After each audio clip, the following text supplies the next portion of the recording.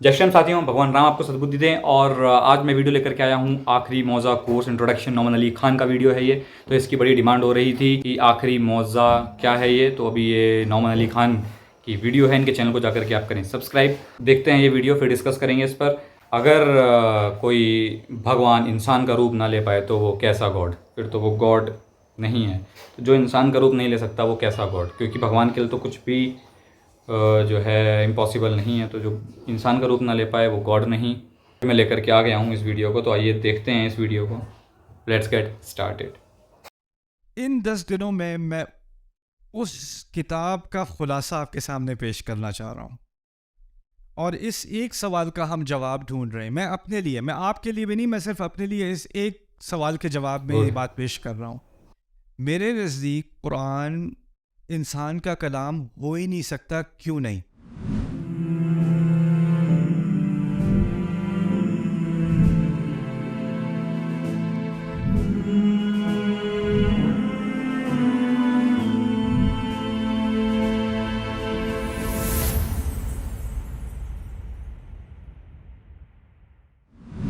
अल्हम्दुलिल्लाहि रब्बिल आलमीन वस्सलातु वस्सलामु अला सय्यिदिल अंबिया'i वल मुरसलीन व अला आलिहि व सहबिहि अजमईन।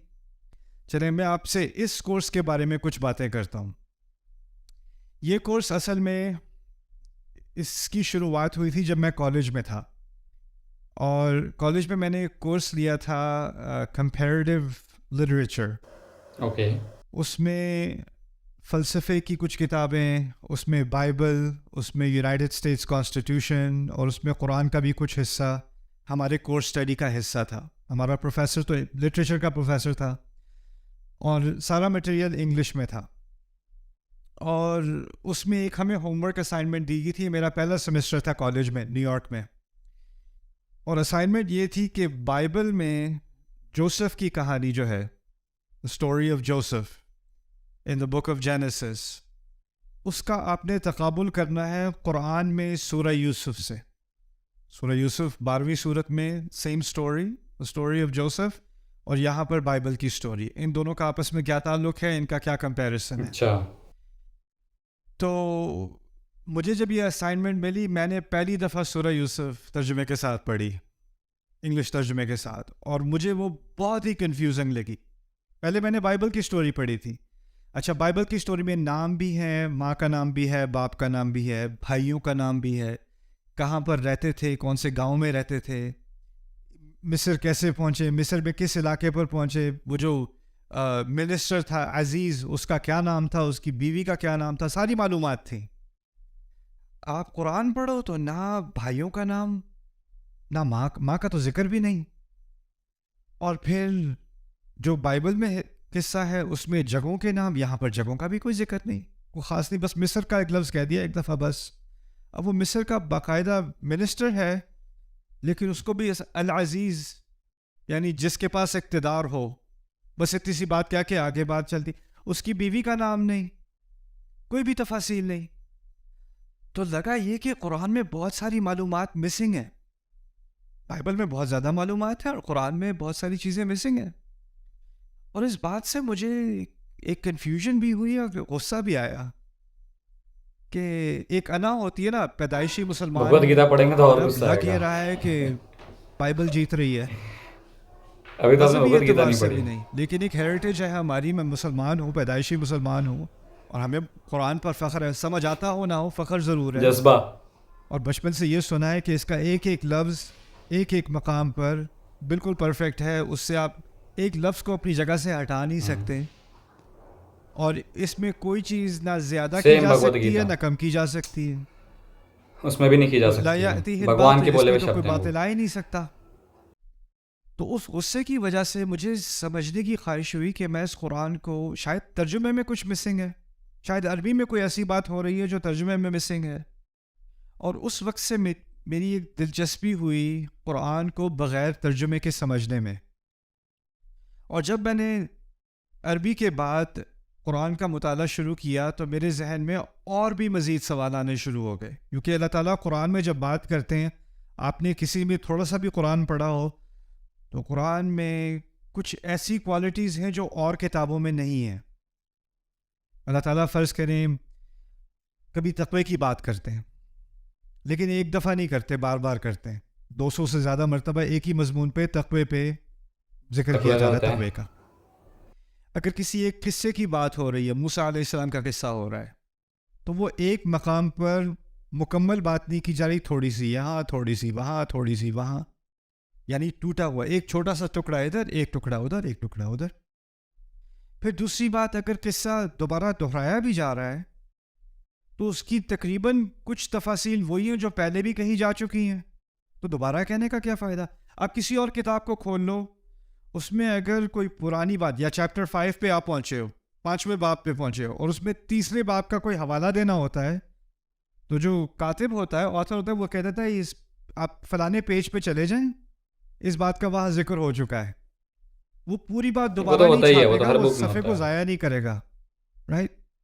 لیکن قرآن میں ایسی بات نہیں ہے۔ قرآن جب آپ کتاب کے طور پہ پڑھتے ہو تو جو بات آپ نے پہلے پڑھی تھی وہی بعد میں بھی آ رہی ہے، کبھی کبھی وہی جملہ، وہی آیت، وہی ذکر، لفظ با لفظ دوبارہ ریپیٹ ہو رہا ہے۔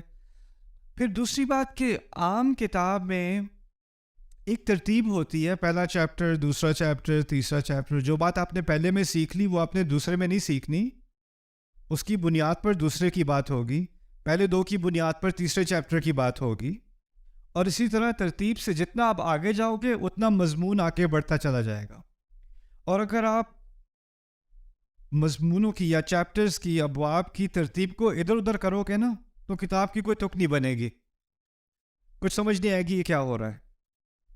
لیکن قرآن کے اندر اگر آپ فرض کریں کوئی سورۃ العصر پڑھتا ہے اور اس کے بعد جا کے سورۃ البقرہ پڑھتا ہے اور اس کے بعد جا کے سورۃ التوبہ پڑھتا ہے، نویں سورت، پھر جا کے سورۃ الناس پڑھتا ہے، آخری سورت، بات پھر بھی اس کو سمجھ آ جائے گی۔ یعنی وہ ایک طرح سے ان میں سے ہر ایک سورت انڈیپینڈنٹ ہے، وہ خود سے ہی ایک کتاب ہے، اس کا کسی باقی حصے سے لگتا ہے کہ کوئی تعلق ہے یا نہیں ہے، کچھ سمجھ نہیں آ رہی۔ بات اور کتابوں کی طرح نہیں ہے۔ میں دینی اعتبار سے بات نہیں کر رہا، ادبی اعتبار سے بات کر رہا ہوں۔ آپ کسی بھی کتاب کو دیکھ لیں، اس کا سٹرکچر، اس کا نظام قرآن کی طرح کا نہیں ہے، اس کا سٹائل قرآن کی طرح کا نہیں ہے۔ تو یہ چیزیں جب میں نے نوٹ کی عربی میں بھی، تو پہلے تو میں سمجھ رہا تھا بات کو اور تفسیر کا مطالعہ میں نے شروع کر دیا تھا، لیکن یہ سوالات میرے ذہن میں رہے کہ قرآن اس طرح کیوں ہے، اللہ تعالیٰ اس طرح بات کیوں کرتے ہیں، اس کا کیا مقصد ہے۔ اور پھر دوسری بات کہ سورت کے اندر بھی، ایک سورت کے اندر جس طرح کسی کتاب میں عنوان ہوتا ہے، چیپٹر کا عنوان ہوتا ہے، آپ کو پتہ چل جاتا ہے کہ اس پورے چیپٹر میں کس پر بات ہوگی۔ آپ آل عمران کو کھولیں، آل عمران کا مطلب ہے عمران کا گھرانہ۔ آل عمران کی 200 آیات کا آپ مطالعہ کریں، عمران کے گھرانے پہ بہت تھوڑی آیات ہیں، اکثریت کسی اور چیز کے بارے میں بات ہو رہی۔ سورۃ البقرہ کوئی چیپٹر کا نام پڑھ لے، بقرہ، وہ کیا سمجھے گا کیا بات ہونی ہے اس کے اندر؟ گائے کے بارے میں بات ہو رہی ہے، بھینس کے بارے میں بات ہونی ہے، اور کیا بات ہونی ہے؟ لیکن جب آپ پڑھتے ہو تو وہاں ایک قصے کا ذکر تو ہے، لیکن وہاں بہت ساری باتیں اور ہر طرح کی بات ہو رہی ہے اس کے اندر۔ تو ان سوالات کے جواب کی تلاش میں نکلا، اور ان کا جواب مجھے نہ ترجمے میں ملا ان سوالات کا۔ میں سوال اپنے پاس رکھے، میری بری عادت ہے، مجھے کوئی سوال سے نہیں روک سکتا۔ اور ہمارے سرکلز میں کیا ہوتا ہے، خاص کر جو دینی سرکل ہوتا ہے، اس میں اگر آپ کو ایسا سوال پوچھو جو آپ کے پڑھانے والے کو اچھا نہ لگے تو آپ کو کہہ دیتے ہیں استغفار، وہی تو بات ہے، توبہ کرو، یہ کوئی پوچھنے کا سوال ہے، وین لاجک لیفٹ، اور وہ آپ کو سپریس کر دیتے ہیں۔ لیکن میری بس ایک دماغ میں ایک بات آ گئی، مجھے اس کا جواب چاہیے، تو میں اس سفر پہ نکلا۔ کیا کچھ لوگوں نے ہماری تاریخ میں یہی سوال پوچھے ہیں کہ نہیں، اور ان سوالوں کے جواب کی تحقیق کی ہے کہ نتیجے پر پہنچے پھر یہ۔ اور مجھے دل کو بڑی خوشی ہوئی کہ اس پر بہت کام ہوا ہے، بہت زیادہ کام ہوا ہے، لیکن اس کی اکثریت عربی میں ہے، اس کام کی اکثریت، اور اس کا ایکسپوجر عربوں کو خود بھی کم ہے۔ یعنی عام عرب آج کا اس کو عام عرب مندر بنا رہا ہے، اور اس کے علاوہ جو باقی مسلمان ہیں جو اکثریت ہیں امت کی غیر العرب، ان کو تو بالکل بھی نہیں ہے۔ اور پھر دوسری بات یہ کہ یہ جو کتابیں ہیں جن میں ان باتوں کے بارے میں کچھ بات سکھائی گئی ہیں، وہ ایسی علمی کتابیں ہیں، ایسی ٹیکنیکل کتابیں ہیں کہ اگر میں آپ کو ان کتابوں کا حوالہ دینا شروع کر دوں تو آپ کو پہلے ہی بات سمجھ نہیں آئے گی کہ وہ بات ہی اتنی پیچیدہ طریقے سے بات بیان کی جا رہی ہے. تو اس کورس میں نے ایک کورس تیار کیا تھا 2005 میں، 2005 میں، ڈیوائن سپیچ کے نام سے. اس کا مقصد یہ تھا کہ تمام تحقیق ایک ویکینڈ میں کسی ایسے مسلمان کے سامنے میں پیش کروں جس کا عربی میں کوئی بیک گراؤنڈ نہیں ہے، اس کو بالکل عربی نہیں آتی، اس کو بالکل تفسیر کا کوئی علم نہیں ہے، لیکن اس نے قرآن کا ترجمہ کھولا اور پڑھنا شروع کیا. اس کو کنفیوژن ہوئی کہ یہ کیا ہو رہا ہے، اس کتاب کے اندر کیا ہو رہا ہے. اور میں اس کے سامنے یہ بات واضح کرنا چاہ رہا ہوں کہ میں اس تحقیق کے بعد اس نتیجے پر کیسے پہنچا کہ یہ ایک انسان کے لیے ممکن ہے ہی نہیں. یہ کلام انسان کے لیے ممکن نہیں ہے. اچھا جی. اب جو شروع سے بچپن والا دعویٰ میں سنتا آ رہا ہوں نا کہ یہ قرآن انسان کے لیے اس قسم کا کلام کہنا ممکن نہیں ہے، اس کی بنیاد تھی کہ مجھ سے بڑوں نے کہا ہے، میرے والدین نے کہا ہے، امام مسجد نے کہا ہے، میں نے بار بار یہ بات خطبوں میں سنی ہے، میں نے مان لی. میرے پاس اس کی اپنی کوئی ذاتی دلیل نہیں تھی، کسی کی سنی ہوئی بات میں نے مان لی. لیکن اگر میں صرف اسی بنیاد پر اس کا اعتماد کروں کہ ہاں اس کے مقابلے میں کوئی چیز ہو ہی نہیں سکتی، اور اس کا مجھے کوئی فرسٹ ہینڈ یعنی براہ راست کوئی تجربہ نہیں ہے، کوئی علم نہیں ہے، تو پھر میں کسی اور پہ اعتماد کر کے اپنے ایمان کا سہارا لیے ہوئے ہوں. صحیح بات کہہ رہے ہیں. صحیح. قرآن بار بار کہہ رہا ہے افلا تعقلون، سوچتے کیوں نہیں، سوچتے کیوں نہیں، سوچتے کیوں نہیں. اور ہم کہہ رہے ہیں کسی اور نے سوچ لیا وہ ہمارے لیے کافی ہے. تو اس سیمینار کا مقصد یہ ہے کہ وہ جو مطلب خود سے کریں، میں پہلے خود تیار سے کیا سوچیں، تھا، خود پھر سے کریں. وہی میں بھی کہتا ہوں. کتاب بھی بڑی الحمدللہ وہ یونیورسٹیز میں بھی پڑھائی جا رہی ہے، یہاں تک کہ نان مسلم یونیورسٹیز میں ییل میں بھی پڑھائی جا رہی ہے، قرآنک اسٹڈیز کے اندر ملیشیا میں بھی پڑھائی جا رہی ہے. ان 10 دنوں میں اس کتاب کا خلاصہ آپ کے سامنے پیش کرنا چاہتا ہوں. 10 ڈیز کا کورس ہے یہ لگ رہا ہے. اور اس ایک سوال کا ہم جواب ڈھونڈ رہے ہیں. میں اپنے لیے، میں آپ کے لیے بھی نہیں، میں صرف اپنے لیے اس ایک سوال کے جواب میں بات پیش کر رہا ہوں. میرے نزدیک قرآن انسان کا کلام ہو ہی نہیں سکتا. کیوں نہیں؟ اس کی کئی وجوہات ہیں، ان میں سے کچھ وجوہات کا ہم ابھی جائزہ لیں گے. تو جو قرآن، جس کو اس کورس کا نام میں نے رکھا ہے آخری معجزہ، آپ کو پتا ہوگا مطلب کیا اس کا مجھے نہیں پتا. تو یہ جو نام میں نے رکھا ہے نا، اس کے بارے میں 1-2 باتیں پہلے سمجھ لیں، پھر ہم اپنا کام آج کا شروع کرتے ہیں. ویسے ہم آج بیہائنڈ ہیں. میرا مقصد تھا آج فاتحہ کے بارے میں مکمل بات ہو جائے گی، مجھے نہیں لگتا کہ ہوگی، لیکن کوشش کریں گے انشاءاللہ. میں رش نہیں کروں گا. اگر زیادہ ٹائم چاہیے تو کل کر لیں گے، اگلے دن کر لیں گے انشاءاللہ، لیکن میں مٹیریل کو رش نہیں کرنا چاہ رہا. اب میں چاہتا ہوں کہ آرام سے ایک چیز کو آپ صحیح طرح سے سمجھیں، اس کے بارے میں سوال ہوں تو آپ کو سوال پوچھنے کا بھی موقع ملے. قرآن کے معجزے کے بارے میں ایک بات سمجھ لیں. اگر کوئی سمندر میں غوطہ لگاتا ہے، گہرائی میں اترتا ہے، وہاں اس کو موتی ملتا ہے یا کوئی خاص قسم کی مچھلی ملتی ہے، اور وہ نکال کے وہ لاتا ہے اور کہتا ہے یہ دیکھو میں نے کیا ڈھونڈا سمندر میں سے، اور وہ یہ دعویٰ کرے کہ اصل جو سمندر کا خزانہ ہے نا وہ میرے ہاتھ میں ہے، کیا اس کا دعویٰ صحیح ہوگا؟ سمندر بہت بڑی چیز ہے، آپ بہت چھوٹی چیز ہو. آپ جتنے بھی غوطے لگا لو، پوری زندگی غوطے لگاتے رہو، آپ کے پاس اتنے سے موتی آنے ہیں آپ کے ہاتھ میں، اور باقی کتنے لامعلوم خزانے پیچھے رہ گئے، نامعلوم خزانے آپ کو پتہ بھی نہیں، دنیا کو بھی نہیں پتہ. قرآن کی مثال اللہ تعالیٰ نے خود دی ہے ایک سمندر کی طرح کی، بلکہ ایک نہیں کئی سمندر کی طرح. قُلْ لَوْ كَانَ الْبَحْرُ مِدَادًا لِكَلِمَاتِ رَبِّي لنفد البحر قبل ان تنفد كلمات ربي ولو جئنا بمثله مددا. کہہ دو کہ اگر میرے کلمات، میرے الفاظ سمندر کی طرح ہوتے. اس کی مثال دی اللہ تعالیٰ نے. اب سمندر کی مثال سے کیا فائدہ ہوا؟ ہم قرآن میں تدبر کرتے ہیں جیسے کوئی غوطہ لگانے والا سمندر میں غوطہ لگاتا ہے. اگر میں ساری زندگی سمندر کے اندر گزار دوں نا اپنی، تو میرے جسم پہ، پورے جسم پہ کچھ قطرے ہی لگے. صحیح بات ہے، وہ تو خیر ہے ہی. میں نے سمندر بہت ہی بڑا ہے، اس میں آپ بہت چھوٹے ہیں. اور میں گہرائی میں بھی اتر جاؤں تو میرے ہاتھ میں 1-2 موتی آنے ہیں، 5-6 آنے ہیں، 500 آ جانے ہیں، 1000 آ جانے ہیں. میں کبھی یہ دعویٰ نہیں کر سکتا کہ میرا پورے سمندر پر عبور ہے ڈیفینیٹلی. یا میں پورے سمندر کا ترجمہ کر چکا ہوں اور اس میں جو خزانے تھے وہ میرے ہاتھ میں ہیں. یہ بھی ہو سکتا ہے کہ کوئی اور غوطہ لگائے, اس کو کوئی اور خزانہ ملے اور مجھے کوئی اور ملے, اور میں کہوں اصل خزانہ یہ ہے اور وہ کہے اصل خزانہ یہ ہے. کس کی بات صحیح ہے؟ ایک طرح سے دونوں کی بات صحیح ہے, لیکن دونوں کی بات غلط بھی ہے. ایک خزانہ یہ ہے, ایک خزانہ وہ اور ہے, ایک خزانہ دونوں ہی کچھ. یہ ہے. یہ بھی ہو سکتا ہے کہ وہ میرے خزانے کو دیکھیں, میرے موتی کو دیکھیں کہ یہ تو بس صحیح ہے, لیکن اصل چیز یہ ہے. میرے نزدیک بہتر خزانہ یہ جسے آپ لوگ کرتے ہیں. یہ بھی ممکن ہے, یہ عین ممکن ہے. اس سیمینار میں جن چیزوں کے بارے میں قرآن کے متعلق جو باتیں آپ کے سامنے پیش کروں گا, ان کا تعلق زیادہ تر 90% میرے نزدیک ایسی چیزوں سے ہے جو وقت کے ساتھ بدلیں گی نہیں. جیسے آپ کو معلوم ہوگا آج کل قرآن کے معجزے کی بارے میں جب بات ہوتی ہے تو کہا جاتا ہے قرآن میں جدید سائنس سے متعلق معجزات ہیں. آپ نے سنا ہوگا کہ قرآن میں ایسی باتیں ہیں جو اس وقت کسی کو معلوم نہیں تھیں, اب سائنس کی ترقی کی وجہ سے ہمیں معلوم ہے. تو قرآن کا اصل معجزہ کیا بتایا جاتا ہے؟ Science, right? The scientific miracle of the قرآن.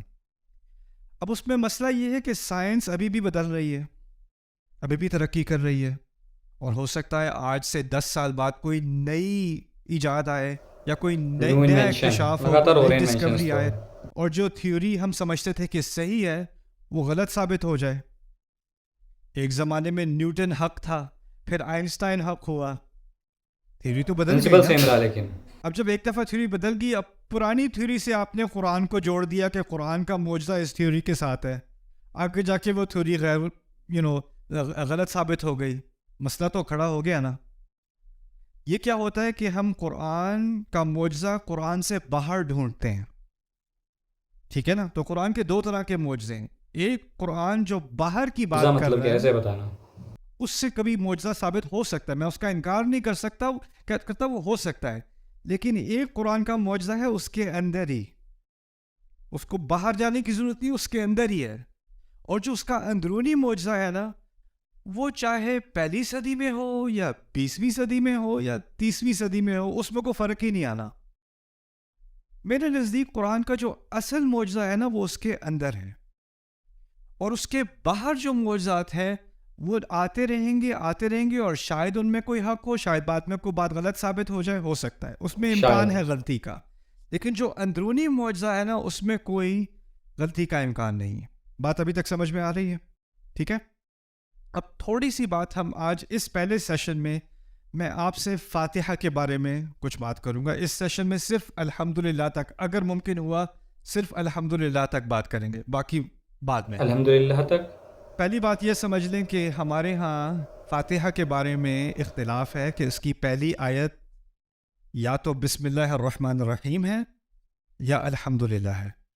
اور آپ دیکھیں گے کہ اگر مختلف ممالک میں آپ سفر کرتے ہیں تو کچھ مذاہب میں, کچھ فقہا کے نزدیک کیونکہ بسم اللہ فاتحہ کا حصہ ہے, تو آپ کسی مسجد میں جا کے مغرب کی نماز میں شرکت کرو گے تو امام اللہ اکبر کہنے کے بعد الحمدللہ سے شروع نہیں کرے گا. کہاں سے شروع کرے گا؟ بسم اللہ الرحمن الرحیم الحمدللہ رب العالمین. اور ہمارے دیسیوں کو لگے گا اوہ یہ کیا ہو رہا ہے یار, بسم اللہ زور سے کیوں؟ کیونکہ ان کے ہاں بسم اللہ فاتحہ کا حصہ ہے. اور یہ اختلاف ہمارے مفسرون میں بھی تھا, کیا بسم اللہ فاتحہ کا حصہ ہے. پھر ایک اور اختلاف تھا, کیا بسم اللہ ہر سورت کا حصہ ہے یا ہر سورت سے الگ ہے. اس بحث میں بہت دیر لگ جائے گی, اور اگر ہم نے بسم اللہ پر آج بات کی تو اسی میں 2-3 گھنٹے لگ جائیں گے. لیکن میں اپنی رائے آپ کے سامنے رکھ رہا ہوں کھل کے. میرے نزدیک زیادہ قوی دلیل یہ ہے کہ بسم اللہ فاتحہ کا حصہ نہیں ہے, اور اس کی تائید میں کچھ دلیل بسم اللہ کیا ہے اور فاتحہ کیا ہے, اور اس کے بعد بھی ایک مشہور حدیث ہے جس میں حدیث قدسی ہے, جو عام طور پر اس سورت کی تفسیر میں حوالہ اس کا دیا جاتا ہے کہ جب اللہ کا بندہ فاتحہ پڑھتا ہے تو ایک ایک آیت کے بعد اللہ تعالیٰ اس کا جواب دیتا ہے. ٹھیک ہے. سو اذ قال العبد الحمدللہ حمیدنی ربی, جواب میں اللہ تعالیٰ کہتے ہیں میرے رب نے میری حمد کی. تو اس حدیث میں جو پہلی آیت کا ذکر ہے وہ کیا ہے؟ الحمدللہ. بسم اللہ نہیں ہے, الحمدللہ ہے. تو وہاں سے بھی ایک باریک سی دلیل کا مطلب کہ شاید قوی دلیل یہی ہے کہ فاتحہ کہاں سے شروع ہوتی ہے؟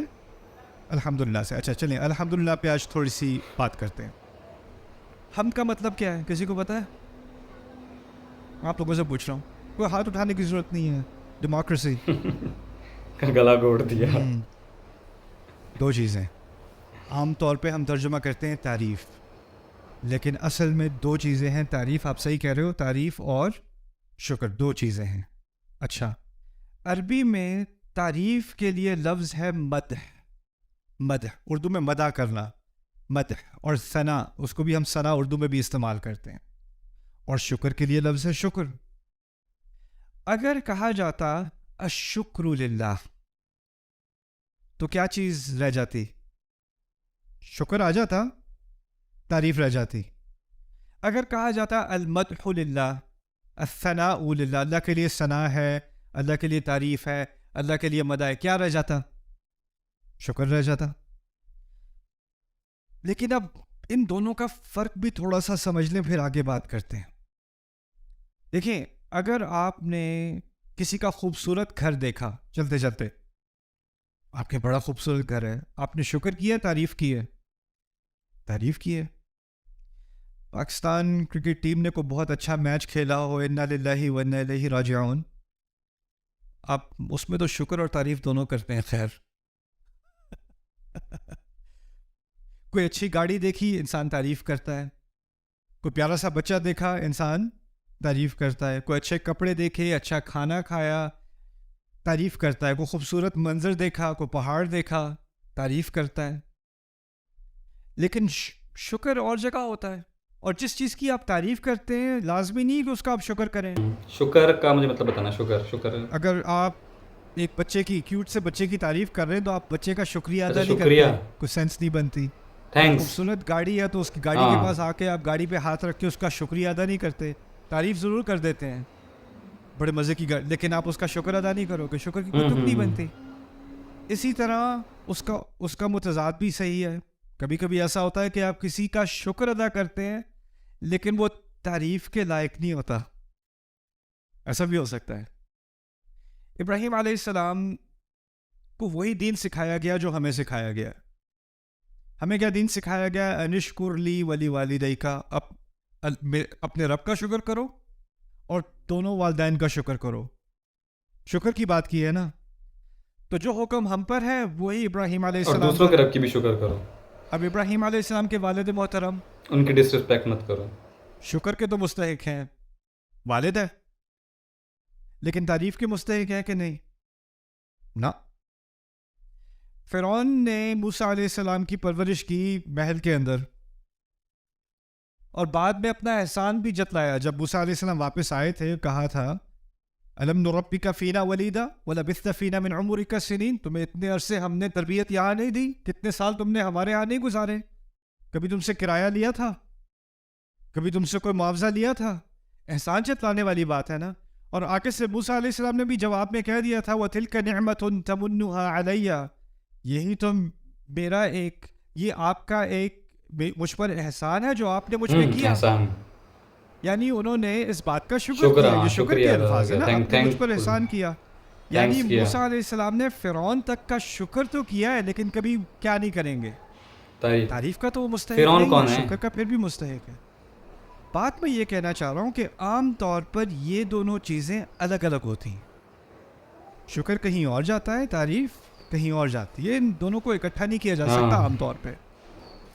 پھر سوال پیدا یہ ہوتا ہے کہ جب اللہ تعالیٰ نے کہا ہے نا الحمدللہ, اور ان دونوں کو ایک ساتھ ملا دیا ہے, تو اس کا مطلب ہے جب بھی میرے منہ سے الفاظ نکلیں گے تو میرے جذبات سے دو مطالبے کیے جا رہے ہیں. جو بھی ہو رہا ہے مجھے کسی نہ کسی طرح اس کی تعریف کرنی ہے, اور پھر جو بھی ہو رہا ہے اس کی بنیاد پہ مجھے خدا کا شکر کرنا ہے. اب ہوتا کیا ہے, حالات خراب ہیں جی, اکانومی خراب ہے, بس جی الحمدللہ. اب آپ الحمدللہ جب آپ کہتے ہو تو نہ ذہن میں تعریف ہوتی ہے نہ شکر ہوتا ہے, بلکہ الفاظ ہی ہوتے ہیں بس اب صبر ہی کر سکتے ہیں. اور صبر کے لیے ہم نے نئی تعبیر کیا نکالی ہے, بس جی الحمدللہ. ٹھیک ہے, لیکن ہونا کیا چاہیے؟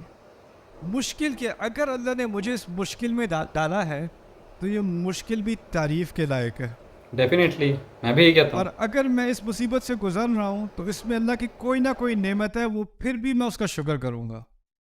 یہ ذہنیت ہے وہ الحمدللہ, تو ہے ہی. دونوں چیزوں کو کمبائن کر کے. تو گائز یہ تھی ویڈیو, کیسی لگی آپ کو کمنٹ سیکشن میں کمنٹ کر کے مجھے اوشیہ بتائیں.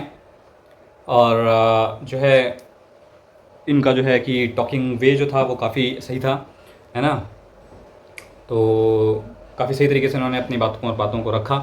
باقی جو ہے آپ دیکھ سکتے ہیں کہ کسی بھی مذہب میں, کسی بھی مذہب کی آپ کو کتابیں اٹھا لیں تو اس میں کچھ نہ کچھ اچھی باتیں آپ کو اوشیہ ملیں گی. تو جو اچھی باتیں ہیں وہ آپ کو گرہن کرنی چاہیے, ٹھیک ہے. تو کچھ نہ کچھ اچھی باتیں آپ کو اوشیہ ملیں گی, ٹھیک ہے. اور دھرما کی اگر آپ بات کریں گے تو دھرما میں بھی یہ جو آخری میں انہوں نے کہا یہ بات بالکل صحیح ہے کہ جو ٹف سچویشن ہے اس سے ڈیل کرنا آنا چاہیے. اور ٹف سچویشن میں ہمیں جو ہے کہ یہ سوچنا چاہیے کہ وہ بھگوان جو ہے ہم سے کچھ اچھا کرانا چاہ رہا ہے, اس سے بھی اچھا ہمارے لیے کچھ ہے ابھی. تو یہ چیزیں ہیں. باقی آپ یہ چیزیں ان سے آپ سیکھ سکتے ہیں بہت کچھ. آپ اگر آپ نے ان کو ابھی تک پوری ویڈیو دیکھی اور ان کو پورا سنا ہے تو ان سے آپ سیکھ سکتے ہیں. یہ جو آخری میں انہوں نے کہا یہ سیکھ سکتے ہیں. اور ٹاکنگ وے کیسا ہونا چاہیے یہ آپ سیکھ سکتے ہیں. بولی میں مٹھاس کیسے لائی جاتی ہے یہ آپ سیکھ سکتے ہیں. کس طریقے سے اپنی بات رکھی جاتی ہے یہ آپ سیکھ سکتے ہیں. اور دوسروں کا جو بھگوان ہے اس کی رسپیکٹ کرنا بھی آپ سیکھ سکتے ہیں, کیونکہ ابھی تک انہوں نے کسی بھی انسلٹ کہیں پہ بھی نہیں کری. جو ہم پرانی ویڈیوز دیکھ رہے ہیں اس میں وہ انسلٹ کرتے ہیں, مورتی پوجا کا کھنڈن کرتے ہیں اور کہتے ہیں کہ آپ کے ہی کئی لوگ کھنڈن کر رہے ہیں. تو جنہیں سائنس نہیں پتہ ہے وہ ایسی باتیں کرتے ہیں. باقی مورتی پوجا کے پیچھے ایک بہت ہی ڈیپ سائنس ہے جو شاید آپ کو سمجھ ابھی نہیں آئی ہے. تو اس لیے میں کہتا ہوں کہ آپ ریسپیکٹ کریں, دوسروں کے بھگوان کا ریسپیکٹ کریں. آپ ایسا نہ بولیں کہ بھگوان رام انسان تھے, تو یہ ایک بہت ہی عجیب بات ہو جائے گی, کیونکہ آپ کو بھی پتہ نہیں ہے بھگوان رام بھگوان ہی ہیں, اس میں انسان کی کوئی بات نہیں, انہوں نے انسان روپ میں لیلا کی ہے, ٹھیک ہے نا. تو میں آپ کو بار بار بتا رہا ہوں, آپ نے میرے ویڈیو سارے دیکھے نہیں اور تب آپ کے من میں یہ ڈاؤٹ جو ہے کہ بن رہا ہے بار بار. تو وہی میں بتا رہا ہوں, بھگوان رام ہوں, بھگوان کرشن ہوں, بھگوان شیو ہوں, وہ سب ایک ہی ہیں, ان کے روپ انیک ہیں اور وہ سب انہوں نے لیلائیں کری ہیں. بھگوان رام تو بھگوان تھے ساکشات, چاہتے تو ایک چٹکی بنا چٹکی بجائی ان کا تو ایک سیکنڈ سے بھی کم سمے میں وہ جو چاہتے وہ کر دیتے. شری لنکا میں جو ہے کہ راوڑ کا ودھ ہو جاتا. شری رام کو تو کرنے کی ضرورت ہی نہیں ہوتی, بھگوان ہنومان ہی کر دیتے یہ کام تو, جو ان کے چیلے ہیں. لیکن انہوں نے ایسا نہیں کیا. انہوں نے انسان کو یہ سکھایا کہ آپ محنت کر کے کاریہ کریں. جو میں کہتا ہوں یہاں سے کہ محنت کر کے آپ کسی بھی لیول تک پہنچیں. تو انہوں نے بھی رام سیتو بنایا, دھنش کوٹی سے لے کے لنکا تک کا جو ہے کہ ورلڈز فرسٹ برج, جو انجینئرنگ کا سب سے بڑا نمونہ ہے. تو سب سے پہلا جو برج بنا جسے آپ ایڈمس برج کہتے ہیں, تو وہ بھگوان رام اور ان کی وانر سینا نے بنایا, ٹھیک ہے. تو بھگوان رام آپ کو سکھاتے ہیں کہ پرکرتی کے ساتھ کیسے جڑا جائے, ٹھیک ہے. انہوں نے وانروں کی سینا بنائی, ٹھیک ہے. وانروں کی سینا سب اس میں جانور بھی اس میں شمولیت ہوئے, تاکہ اس میں آپ کو یہ بتایا گیا پرکرتی کا دوہن آپ کو نہیں کرنا ہے, پرکرتی کے ساتھ آپ کو چلنا ہے. تو جانوروں پر آپ کو زیادتی یا ظلم نہیں کرنا ہے, ٹھیک ہے نا. تو سب کا سمنوے بٹھا کر کے چلنا ہے, سب کا ساتھ, سب کا وکاس, سب کا وشواس. تو سب کے ساتھ چلنا ہے, سب میں سب آ گئے, انسان بھی جانور بھی. انسان جانور میں فرق اتنا ہی ہے نا, مینٹل لیول کا فرق ہے بس, باقی بیسک نیڈس تو ان کی بھی وہی ہیں. روٹی مکان, ہمارا بھی روٹی مکان, یہ تو بیسک ہے ہی نا. تو فوڈ اینڈ شیلٹر تو ان کا بھی اور ہمارا بھی, یہ تو بیسک نیڈ ہے. جانوروں کو مارو گے انہیں بھی درد ہوگا, انسانوں کو مارو گے انہیں بھی درد ہوگا. تو بیسک نیڈ تو سیم ہے, بس انٹلیکٹ کا فرق ہے. تو یہ چیزیں ہیں. باقی میں پھر کہہ رہا ہوں کہ بھگوان رام ہی بھگوان ہیں, اور آپ اگر اسے انسان کہہ رہے ہیں تو آپ بھی تھوڑا سا آپ کا لیول کم ہے. آپ اگر آپ پڑھیں گے تو آپ کو سمجھ آئیں گی باتیں, کیونکہ میں دیکھتا ہوں کہ جب بھی میں کوئی ایسی انٹلیکٹ کی ویڈیو لاتا ہوں, بھگوت گیتا کا ویڈیو لاتا ہوں, تو اس پر ویوز نہیں آتے. اسے کوئی دیکھنا پسند نہیں کرتا. کیوں؟ کیونکہ آپ کو جو ابھی تک جتنا گیان ملا ہوا ہے آپ اس سے اوپر کے لیول کا گیان لینا ہی نہیں چاہتے. آپ سمجھتے ہیں کہ یہ کنواں ہے تو یہ کنواں ہی ہماری دنیا ہے, اس کے باہر آپ جانا ہی نہیں چاہتے, ٹھیک ہے. تو میں تو کہہ رہا ہوں, میں نے تو کہا ہے کہ میں پوری سیریز لے کے آ جاؤں گا بھگوت گیتا کی, ٹھیک ہے. بٹ مجھے پتہ ہے آپ لوگ اسے دیکھیں گے نہیں, کیونکہ آپ کا جو جتنا گیان ہے آپ اسی تک رہنا چاہتے ہیں, اس سے اوپر لیول تک آپ اٹھنا نہیں چاہتے ہیں. تو ٹھیک ہے، کوئی ایشو نہیں ہے. آپ کو یہی پسند ہے تو یہی صحیح، اس سے اوپر کا گیان آپ نہ لیں. آپ جس لیول پہ، میں پھر سے کہتا ہوں، آپ اس سے اوپر لیول پہ نہ جائیں. جتنا آپ کے پاس گیان ہے، جتنا بھی گیان قرآن میں ہے، اسلام پہ، اسے ہی آپ ڈھنگ سے سمجھ لیں بس، اور پیار سے رہیں، اس میں کوئی دقت تھوڑی ہے. بس نفرتیں نہ بانٹیں، آپ کسی دوسرے کے بھگوان پہ انگلی نہ اٹھائیں، ٹھیک ہے، کیونکہ کوئی آپ کی آستھا پر انگلی نہیں اٹھا رہا ہے تو پھر آپ بھی نہ اٹھائیں، سمپل سی بات ہے. تو سمپل ہمیں اپنی آستھا کو فالو کرنے دیں، آپ اپنی آستھا کو فالو کریں، ٹھیک ہے. اور باقی اسلامک ویڈیوز کا جو آنسر مجھے چاہیے وہ اب تک نہیں مل پایا ہے، جو میں بنا رہا ہوں، کیونکہ ہم دیکھ رہے ہیں دنیا میں ٹیررزم ایک بہت بڑا ایشو ہے. اور ٹیررزم سے تعلق رکھنے والے، مانو یا نہ مانو لیکن ہیں، لشکر طیبہ، جیش محمد، یہ سب جو بھی ہیں، حزب اللہ وغیرہ، یہ سب ہے نا. تو شانتی کے دودھ جنہیں ہم کہتے ہیں، تو وہ ایک پرٹیکولر ریلیجن کو فالو کرتے ہیں. اس میں آپ کو بات ماننی پڑے گی. انہوں نے بھی قرآن پڑھی ہے، اب وہ کس ڈائریکشن میں چلے گئے ہیں یہ سوچنے والی بات ہے. اور ایسی بہت بڑی پاپولیشن ہے جو یہ کام کر رہی ہے. تو میرا یہ جو ہے کہ ایسا قرآن میں کہاں لکھا ہے کہ مطلب ٹیررزم کا ذکر ہے کیا اس میں؟ مجھے تو ابھی تک تو نہیں دکھا، پر یہ لوگ پھر کیا کر رہے ہیں. تو یہ ایک بہت بڑا ایشو ہے. باقی میں تو یہی کہوں گا، جتنے بھی لوگ دیکھ رہے ہیں تو کمنٹ سیکشن میں اچھے ویسے اپنی باتیں رکھیں، کیونکہ آپ یہاں پر اپنے اسلام کو ریپرزینٹ کر رہے ہیں، اپنی آپ تربیت دکھا رہے ہیں. اور اگر آپ اول جلول باتیں کرتے ہیں تو پھر اس سے مجھے یہی لگے گا کہ اگر، کیونکہ 99% کمنٹس جو ہوتے ہیں وہ ایسے ہی ہوتے ہیں، تو اس سے مجھے یہی لگے گا کہ میں بھی شاید ریلیجن میں ہی تہذیب نہیں سکھائی جاتی ہے. تو آپ اگر تہذیب سے بات کریں گے تو پھر مطلب اگر آپ کسی کو اسلام کے بارے میں بتانا بھی چاہتے ہیں تو وہ بندہ تب سنے گا نا جب آپ اچھے سے وے میں اس اپنی بات رکھیں گے. اگر آپ پہلے ہی جو ہے کہ بول دیں گے کہ بھگوان رام تو انسان تھے، تو بھائی جو آپ کے اسلام کے بارے میں جاننا بھی چاہ رہا ہوگا نا، وہ بھی چلا جائے گا واپس، وہ بولے گا بھائی مجھے نہیں جاننا. تو آپ ایسا نہ کریں، آپ دوسرے کے بھگوان کی ڈس رسپیکٹ تو نہ کریں. یہ تو میں آپ کو بار بار بول رہا ہوں، کیونکہ یہ صحیح ہے. اور آپ ریسپیکٹ کریں، دوسرے کی گاڈ کی ریسپیکٹ کریں. آپ کا جو بلیو ہے اس کی ریسپیکٹ ہم کرتے ہیں، تو یہ آپ کا بھی کرتویہ ہے کہ آپ دوسروں کی فیلنگس کی اور دوسروں کے آستھا کی، سچی آستھا کی ریسپیکٹ کریں، ٹھیک ہے. تو یہ چیزیں ہیں. تو میں ایک بار پھر بتا دوں کہ بھگوان رام نے لیلا کری ہے، اور بھگوان رام نے انسان کے روپ میں رہ کے دکھایا ہے کہ ایک انسان کو کیسے رہنا چاہیے، ٹھیک ہے. تو انہوں نے اپنی پاورز کا یوز نہیں کیا، ٹھیک ہے نا. تو انہوں نے سمندر سے بھی راستہ مانگا، چاہتے تو وہ کچھ بھی کر سکتے تھے لیکن نہیں. تو انہوں نے جو ہے کہ لیلا کری اور بتایا کہ انسانوں کو کس طریقے سے رہنا چاہیے، کس طریقے سے جو ہے کہ کرم کرنے چاہیے. تو ان کا جو بولنے کا پیٹرن تھا نعمان علی خان کا، یہ کافی صحیح تھا. جو میں نے پرانے ویڈیوز کریں ابھی تک، مجھے 2 لوگوں کے جو ہے کہ بولنے کے پیٹرن زیادہ ٹھیک لگے ہیں. ایک ہو گئے آپ کے نعمان علی خان، اور ایک ہو گئے آپ کے طارق جمیل. تو ان کا جو ہے کہ بولنے کا پیٹرن کافی ٹھیک لگا، اور انہوں نے ابھی تک کسی دوسرے کے جو مین دھرما ہے اس کی انسلٹ نہیں کری ہے، اس کی گاڈ کی ڈس رسپیکٹ نہیں کی ہے. تو یہ چیز مجھے کافی اچھی لگی اور کرنی بھی نہیں چاہیے. تو یہ چیزیں کافی ٹھیک تھیں. اور کمنٹ سیکشن میں آپ مجھے بتائیں کہ آپ ان سے کیا سیکھے ہیں. یہ جو پوری ایک ویڈیو تھی آدھے گھنٹے کی، اس میں آپ نے کیا سیکھا. یہ کیونکہ لرننگ بہت امپورٹنٹ ہے کہ آپ نے کچھ لرن کیا یا نہیں کیا. تو لرننگ آپ اوشیہ کمنٹ سیکشن میں بتائیں کہ آپ نے اس ویڈیو سے اتنی لرننگ لی، یہ سیکھا، ٹھیک ہے. تو سیکھتے رہیے، ایجوکیشن گین کرتے رہیے، اور پیار بانٹیے، نفرتوں سے دور رہیں، اور دوسروں کے جو گاڈ ہیں ان کی بھی آپ ریسپیکٹ کریں جتنا آپ اللہ کی کرتے ہیں. تو میں یہی کہوں گا. باقی پھر ملتے ہیں کسی نیکسٹ ویڈیو میں کسی اور کمال کی ویڈیو کے ساتھ. تب تک کے لیے بنے رہیں میرے ساتھ. بھگوان رام آپ کو سدبدھی دیں. جے شری رام، جے شری پن نارائن. اور اتنی لاجیکل باتیں آپ بالکل نہ کریں کہ یہ تو بہت ہی لاجیکل ہو جاتی ہیں کہ مرنے کے بعد، اسلام بتاتا ہے مرنے کے بعد، اور مرنے کے بعد کیا ہوگا، ہے نا. تو جو اسلام کے ماننے والے ہیں وہ جنت جائیں گے. باقی یار یہ بہت ہی لاجیکل ہے، میں سچ بتا رہا ہوں. یہ ایسی باتیں آپ مت کرو. جیسے آپ کے لیے ہم لوگ کافر ہیں اور ہم لوگ جہنم جائیں گے، ایسے ہی ہمارے لیے آپ ودھرمی ہیں تو آپ نرک کا سواد چکھیں گے. تو یہ دونوں طرف سے ہے نا. پھر اس لیے میں کہہ رہا ہوں ایسی باتیں مت کرو، ہے نا. تو مت کرو ایسی باتیں، کیونکہ یہ بہت ہی لاجیکل ہیں. اس میں کچھ مطلب ہنسی آتی ہے، کیونکہ کمنٹ سیکشن میں ایسی کمنٹس آتے ہیں، کوئی لاجیکل کمنٹ نہیں آتا. سارے ایسی لاجیکل کمنٹ آتے ہیں کہ بھائی مرنے کے بعد تو چل جائے گا. بھائی مرنے کے بعد تو چلے گا. بھائی تم ایک کام کرو، جو ہے کہ پہلے مر کے آؤ، واپس آؤ، پھر مجھے بتاؤ کہ تم نے کیا ایکسپیرینس کیا ہے، ٹھیک ہے. تو یہی کہوں گا میں اس پہ. باقی تو یار کیا ہی کہوں گا. تو اللاجیکل باتیں مت کریں، تھوڑا لاجیکل اور دماغ سے سوچ کے کچھ بھی بولا کریں. تو ٹھیک ہے.